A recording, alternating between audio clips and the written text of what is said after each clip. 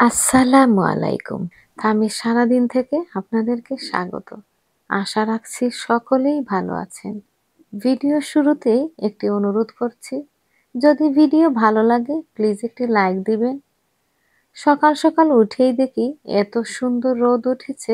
বাইরে গেলাম, কতগুলো টমেটো তুললাম, লাল লাল হয়ে আছে। গাছ থেকে পেড়েই খেলাম, বাজারের থেকে অনেকটাই ডিফারেন্ট। তো গতকালকে একটু বের হয়েছিলাম, আর গিয়েই এই দুটো গ্লাস পছন্দ হলো।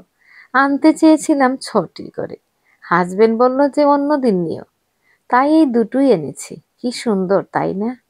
মনে মনে চিন্তাও করছি আরো গিয়ে পাবো কিনা। ছটি হলে আর কি সেট হয়ে গেল। টেবিলে তো একজনকে দেব না, 6 জন বসলে ছটি থাকলেই সুন্দর। দেখি কি করি। তো রাত্রে যে বাসন ধুয়ে রেখে গিয়েছিলাম সেগুলো রেখে দিচ্ছি। এই প্লেটটা দেখলে নানা বাড়ির কথা মনে পড়ে। ছোটবেলায় আমরা যখন নাইর যেতাম তখন আমার মনে আছে ঠিক এইরকমই প্লেটে আমাদেরকে খাবার দিতেন। এখন নানা বাড়ি বলতে সেরকম আর নেই, সবাই বিদেশে আছেন। সে যাই হোক, এক এক কাজে হাত দিলে আরেক কাজ বের হয়ে যায়। মুদিখানার বাজারের যত জার খালি হয়েছে সেগুলিকে রিফিল করে রেখে দিচ্ছি। ভাবছি একদিন সব জার ভালো করে ধুয়ে নেব, বারবার ইউজ করার জন্য একটু স্টিকি হয়ে যায়। আজ পারবো না বাবা, সময়ই নেই। দুপুরের খাবারের জন্য আবার রেডি করতে হবে। কাজের বেলায় টাইমটা দ্রুত চলে যায়। আমার সাথে প্রায়ই এমন হয়, রান্নার সময় হয়ে গেলে বাকি অন্য কাজ করতে এত দেরি লাগে বুঝতে পারি না। যাই হোক, 1 মাসের জন্য রেহাই হলো।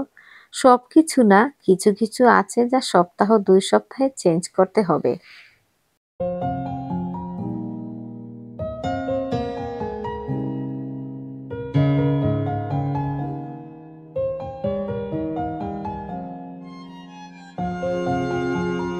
আজকে ইলিশ মাছ রান্না করব। মাছটা কেটে আনিনি, কাটা থাকলে তাড়াতাড়ি রান্না করা যায়। এখন এটাকে ক্লিন করে কাটতেও হবে। তো দেখতে থাকুন, জানি না এতক্ষণ পর্যন্ত আছেন কিনা। যাই আল্লাহর হুকুম তাতেই আলহামদুলিল্লাহ। জোর করে কি কিছু আদায় করা যায়? যাদের ভালো লাগবে এমনিতেই দেখবে, যদি আল্লাহর হুকুম থাকে।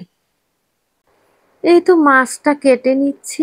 আজকের মাছটা এতটা ভালো না, কাটতে সময়ই বোঝা যাচ্ছে নরম নরম লাগছে। কিছুই করার নেই, যাই রিজিকে আছে তাই খাবো। ভালো করে ধরাই যাচ্ছিল না, কিভাবে যে কেটে শেষ করলাম।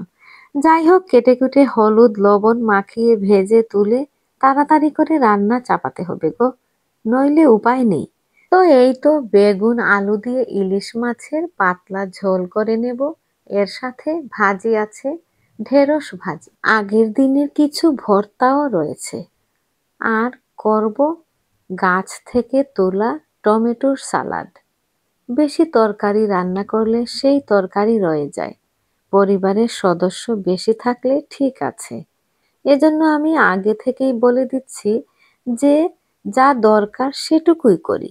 অনেকের কাছে হয়তো ভালো লাগবে না, বাসি খাবার প্রতিদিনই খাই।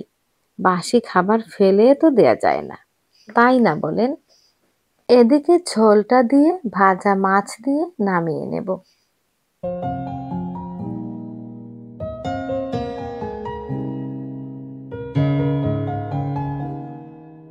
আজ দুপুরের খাবার খেতে খেতে ব্লগটা শেষ করে নেব। আপনারা সবাই ভালো থাকবেন সারাক্ষণ সারা জীবন। আল্লাহ হাফেজ।